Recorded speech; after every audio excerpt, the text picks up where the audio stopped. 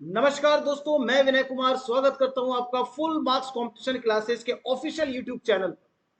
दोस्तों, IBPS RRB clerk का जो एग्जाम था 7 अगस्त 2022 की सभी शिफ्ट कंप्लीट हो चुकी है। एक एक शिफ्ट आपकी कंप्लीट हो चुकी है और उसका सबसे सटीक एनालिसिस मैं आप लोगों के सामने लेकर के आया।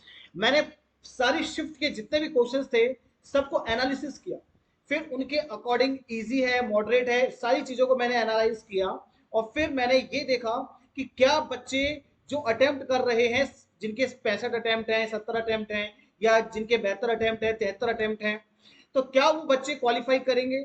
इस चीज का जवाब दोस्तों आपको मैं अभी बता देता हूं, यस, वो बच्चे भी क्वालिफाई करेंगे। करेंगे कैसे, ये मैं आपको बताता हूं इस वीडियो के अंदर। कंप्लीट एनालिसिस मैंने किया है, एक एक चीज को समझते हुए चलते हैं। तो वीडियो को शुरू से देखे लास्ट तक देखना बहुत ज्यादा जरूरी है। एक पॉइंट भी दोस्तों स्किप मत करना।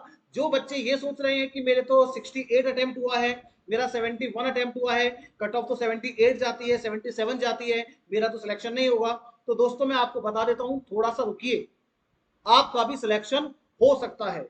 जी बिल्कुल सही बात है, आपका भी सिलेक्शन हो सकता है। एक बार अब जो मैं आपको बातें बताने जा रहा हूं, इन बातों को ध्यान से सुनिए। देखिए, सबसे पहली चीज, हम एग्जाम में बात करते हैं कि दो सब्जेक्ट आए थे। एक तो आया था रीजनिंग, आया था आपका 40 क्वेश्चंस थे, और मैथ आए थे आपके 40 क्वेश्चंस। तो टोटल हमारे पास क्वेश्चंस जो थे वो थे दोस्तों कितने, टोटल क्वेश्चंस थे हमारे पास 80 क्वेश्चंस हमको एग्जाम में देखने को मिले। रीजनिंग के 40 थे और मैथ के भी 40 क्वेश्चन थे, ठीक है। अब इसमें आपको जो समय दिया गया था वो दिया गया था टोटल 45 मिनट्स का। 45 मिनट्स में आपको 80 क्वेश्चंस करने थे, ठीक है। ये नॉर्मल सी बात थी, आप सबको पता है। आगे बढ़ते हैं, नेक्स्ट को देखिए। अब सुनना जरा, रीजनिंग की यदि हम बात करें तो दोस्तों रीजनिंग के अंदर टॉपिक पूछे गए थे सिलॉक्स, ठीक है, जिसके 5 क्वेश्चन थे अराउंड अराउंड, किसी में 4 किसी में 5। इनइक्वालिटी, इसके भी लगभग लगभग, किसी में 3 क्वेश्चन थे, किसी में 5 थे, किसी में 4 थे। ब्लड रिलेशन किसी में पूछा, किसी में नहीं पूछा। किसी में क्या कर दिया कि ब्लड रिलेशन के क्वेश्चन 3 दे दिए और उसमें चाइनीज कोडिंग नहीं दिया। लेकिन किसी में ऐसा किया कि चाइनीज कोडिंग दे दिया तो ब्लड रिलेशन नहीं दिया। तो इस तरीके से पेपर को घुमाया गया, ठीक है। फ्लोर पजल आई थी, 7 फ्लोर के क्वेश्चन थे, 5 क्वेश्चन आए थे इसके।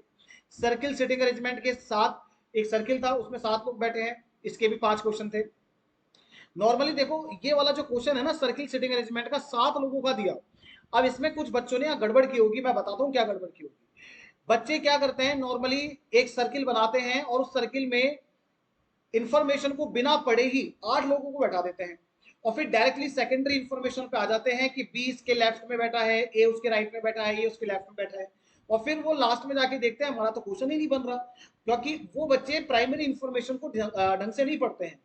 तो सर्किल में 7 लोग थे, इस बात को आपको ध्यान से देखना था। कुछ बच्चों ने यहाँ पे जरूर मिस्टेक की होगी, और ये चीज मैं अपनी क्लास के अंदर काफी बार बता चुका हूं कि आगे बढ़ने से पहले एक बार ये देख लेना कि सर्किल के अंदर पर्सन कितने हैं। चलिए, तो ये बात हो गई। फिर एक पजल आई थी दोस्तों मंथ की, मंथ एंड डेट की, जिसमें 3 मंथ थे, जैसे जनवरी, फरवरी, मार्च, और उसमें 2 डेट्स थी, 15 फेब और 28 फेब। इस तरीके से आपके पास, मतलब एक तो 15 और एक 28, ये 2 डेट्स थी अलग अलग मंथ्स की।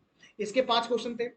पेयर रिलेटेड, जो आपके अल्फाबेट टेस्ट के अंदर पेयर वाला क्वेश्चन आता है कि कोई वर्ड आपको देगा, उस वर्ड में पेयर पूछेगा कि बताओ कितने पेयर हैं, जिससे जिनके बीच में उतने ही लेटर्स होते हैं जितने के इंग्लिश अल्फाबेटिकल ऑर्डर के अंदर होते हैं। तो पेयर रिलेटेड एक क्वेश्चन आया था आपके पास। अल्फा न्यूमेरिक सीरीज के दोस्तों 5 क्वेश्चन थे, ठीक है। मीनिंगफुल वर्ड के आपका एक क्वेश्चन आया था। वर्ड बेस्ड 5 क्वेश्चन थे, जिसमें आपको दे देता है जैसे MEN, ठीक है, मैन, ओके, AEC, ठीक है। इस तरीके से आपके पास ये क्वेश्चन थे टोटल 5। चाइनीज कोडिंग का मैंने आपको बताया ऑल्टरनेट में पूछा है, किसी में चाइनीज कोडिंग पूछा है तो ब्लड रिलेशन नहीं पूछा, किसी में ब्लड रिलेशन पूछा है तो चाइनीज कोडिंग नहीं पूछा, किसी में ऐसा हुआ है कि दोनों पूछे गए हैं तो कोई एक टॉपिक यहाँ पे मिस किया गया है। तो ये हमने टॉपिक वाइज देखा कि रीजनिंग में क्या क्या टॉपिक्स आपको आपसे पूछे जा रहे हैं। अब जिन बच्चों का नेक्स्ट शिफ्ट में एग्जाम है, वो बच्चे इन टॉपिक्स की जम करके प्रैक्टिस कर लें, ठीक है। आगे बढ़ते हैं। मैथ के अंदर क्या क्या पूछा गया है दोस्तों, देखिए मैथ के अंदर आपके पास सिंप्लीफिकेशन के लगभग लगभग 12 से लेके 15 क्वेश्चन हर शिफ्ट में पूछे गए। नंबर सीरीज, किसी में रॉन्ग नंबर सीरीज पूछा गया है, किसी में मिसिंग पूछा है। 5 क्वेश्चन थे, लेकिन इजी लेवल के थे, कोई टफ लेवल नहीं था, बहुत ज्यादा इजी लेवल था, ठीक है।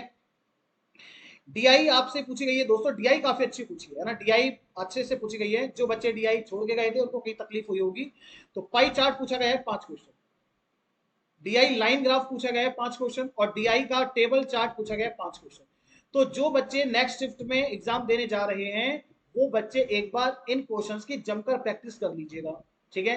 टॉपिक बेस्ड आपके जो अरिथमेटिक होती है उसके 10 क्वेश्चन पूछे गए हैं, जिसमें से percentage, time and work, time speed distance, ratio and proportion, milk mixture वाला क्वेश्चन भी था, ठीक है, रेशो का क्वेश्चन था, पार्टनरशिप का भी क्वेश्चन किसी शिफ्ट में पूछा गया है।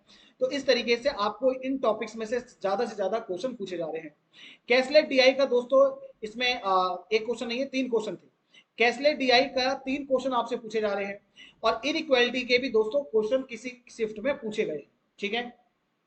तो ये हो गया मैथ का एनालिसिस कि मैथ में आपको किन किन टॉपिक्स के ऊपर ज्यादा ध्यान देना है जिन बच्चों का नेक्स्ट शिफ्ट के अंदर एग्जाम है। अब चलते हैं आगे। अब बात करते हैं कि लेवल कैसा था मैथ का दोस्तों। हम लेवल कह सकते हैं इजी टू मॉडरेट कहेंगे, हम इजी बिल्कुल भी नहीं कहेंगे, इजी टू मॉडरेट कहेंगे, क्योंकि रॉन्ग नंबर सीरीज पूछी गई तो वो थोड़ा कहीं ना कहीं टाइम टेकिंग होता है। और जो सिंप्लीफिकेशन भी पूछा गया था तो according to the review of the students हमें यही पता चला कि जो आपके पास सिंप्लीफिकेशन थे उसके क्वेश्चंस थोड़े से लेंथी टाइप के थे, लेंथी क्वेश्चंस थे। तो कहीं ना कहीं हम इसको इजी टू मॉडरेट ही बोलेंगे। और रीजनिंग दोस्तों, रीजनिंग हम कह सकते हैं कि यस रीजनिंग आपकी इजी लेवल की थी, रीजनिंग में ऐसा ज्यादा कुछ टफ नहीं था। तो ये हो गया कि एग्जाम का लेवल कैसा था आपके शिफ्ट में। अब बात करते हैं नेक्स्ट। अब बात करते हैं दोस्तों सबसे पहले गुड अटेम्प्ट्स की। तो गुड अटेम्प्ट्स की यदि मैं बात करूं, यहां लिख लेते हैं गुड अटेम्प्ट्स।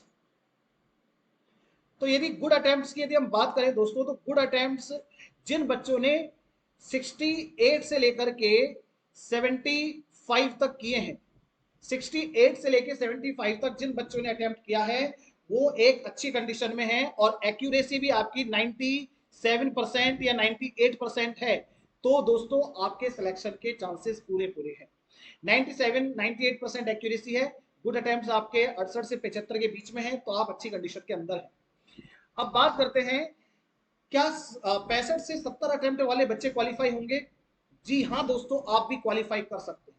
अब मैं आपको पूरा फैक्टर समझाता हूं कि कैसे क्वालिफाई होती है। दोस्तों एक जो सबसे ज्यादा फैक्टर जो इफेक्ट करेगा कट ऑफ को वो है एक्यूरेसी, और एक फैक्टर आपका जो कट ऑफ को इफेक्ट करता है वो है नॉर्मलाइजेशन।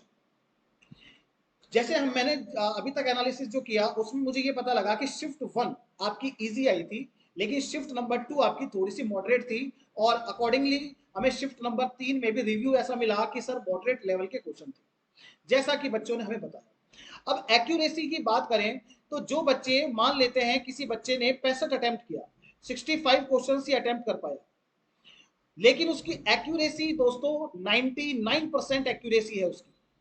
यदि उसकी 99% एक्यूरेसी है तो दोस्तों नॉर्मलाइजेशन के अंदर उसके नंबर है ना लगभग लगभग 4 से लेके 5 नंबर तक बढ़ सकते हैं, इससे ज्यादा भी बढ़ सकते हैं।